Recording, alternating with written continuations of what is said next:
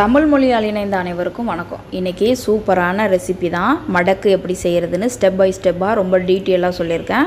இதை நீங்கள் பார்க்குறதுக்கு முன்னாடி நீங்கள் இன்னும் நம்ம சேனலை சப்ஸ்கிரைப் பண்ணலைன்னா சப்ஸ்கிரைப் பண்ணிடுங்க. கூட வர பெல் ஐக்கானை தொட்டு விட்டுருங்க.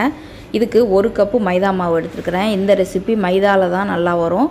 கோதுமை மாவில் அவ்வளோ டேஸ்ட்டாக எனக்கு இல்லை. உங்களுக்கு வேணும்னாக்கா நீங்கள் கோதுமை மாவை சேர்த்துக்கோங்க. இது கூட மஞ்சள் தூள் கலருக்காக சேர்த்துருக்கேன். உங்களுக்கு மஞ்சள் தூள் சேர்க்க விருப்பம் இல்லைனாக்கா நீங்கள் ஃபுட் கலர் சேர்த்துக்கலாம். மஞ்சள் வாசம் வராது. தேவையான அளவு உப்பும் சேர்த்து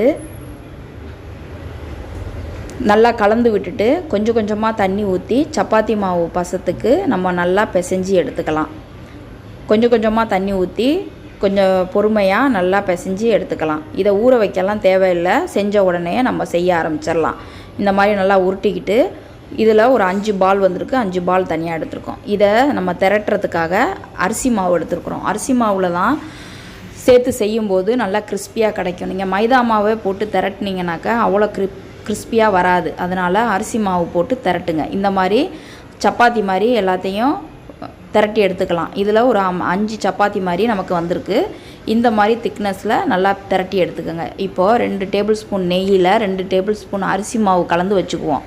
ஒரு சப்பாத்தி மேலே இன்னொரு சப்பாத்தியை சேர்க்குறதுக்கு முன்னாடி இந்த நெய் கலவையை நம்ம கலந்துட்டு மேலே ஒவ்வொரு சப்பாத்தியாக அடுக்க போகிறோம். அதுக்காக தான் இந்த கலவையை நம்ம கலந்து வச்சுக்கிறோம்.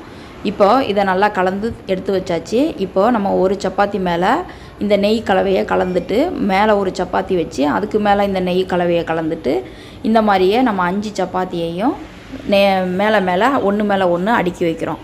கடைசி சப்பாத்தியில் நம்ம நெய்யையும் தடவிட்டு அது மேலே இன்னும் கொஞ்சம் அரிசி மாவையும் நல்லா தூவி விடுங்க. அப்போ தூவி விடும்போது அந்த லேயர்ஸ் எல்லாம் நல்லா எண்ணெயில் போடும்போது நல்லா பொரிஞ்சு வரும். அதுக்காக தான் நம்ம அரிசி மாவை சேர்க்குறோம். சேர்த்துட்டு நல்லா இந்த மாதிரி டைட்டாக ரோல் பண்ணிக்கோங்க. இந்த மாதிரி டைட்டாக ரோல் பண்ணிவிட்டு நம்ம இதை கட் பண்ணி எடுத்துக்க போகிறோம். இந்த எட்ஜி கொஞ்சம் லூஸாக இருக்கும். அதனால் கொஞ்சம் எண்ணெய் தடவிக்கங்க, இல்லைன்னா ஆயில் தடவிக்கங்க, நெய் தடவிக்கங்க. தடவி அதை நல்லா ஒன்றோட ஒன்று ஒட்டுற மாதிரி வச்சுக்கோங்க. வச்சுக்கிட்டு இப்போ நம்ம கட் பண்ணி எடுத்துக்கலாம். ஒவ்வொரு இன்ச்சி அளவுக்கு நம்ம கட் பண்ணி எடுக்க போகிறோம். இது ப்ராசஸிங் ரொம்ப அதிகமாக இருக்குதுன்னு நினைக்காதீங்க. இது ஈஸியாகவே நம்ம செஞ்சிடலாம். டேஸ்ட் ரொம்பவே அருமையாக இருக்கும். இந்த மாதிரி நம்ம எல்லாத்தையும் கட் பண்ணி எடுத்துக்கிட்டு மறுபடியும் சப்பாத்தி மாவு வச்சு நம்ம திரட்ட போகிறோம். சப்பாத்தி கட்டையில் நம்ம திரட்டிட்டு தான் எண்ணெயில் நம்ம போட்டு எடுக்க போகிறோம். பாருங்கள், இந்த மாதிரி இருக்கணும். நமக்கு உள்ளெல்லாம் பாருங்கள் எவ்வளோ லேயர்ஸ் இருக்குன்ட்டு. இதை நம்ம சப்பாத்தி கட்டையில் வச்சு உருட்டி நம்ம எண்ணெயில் போடும்போது நல்லா லேயர்ஸாக கிறிஸ்பியாக வரும்.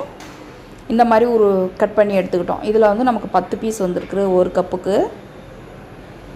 இப்போது பாருங்கள், இந்த சைஸில் இந்த மாதிரி வச்சு மேலேயும் கீழேயும் இப்படி லைட்டாக உருட்டி விடுங்க. ரொம்ப ஹார்டாக உருட்டணும்னு அவசியம் இல்லை. உள்ளெல்லாம் நெய் இருக்கிறனால நீங்கள் மாவெல்லாம் போட்டு உருட்ட வேண்டியதில்லை. மறுபடியும் மாவு சேர்த்திங்கன்னா எண்ணெயில் மாவு போய் எண்ணெயெல்லாம் கொஞ்சம் கருத்த மாதிரி ஆயிரும்.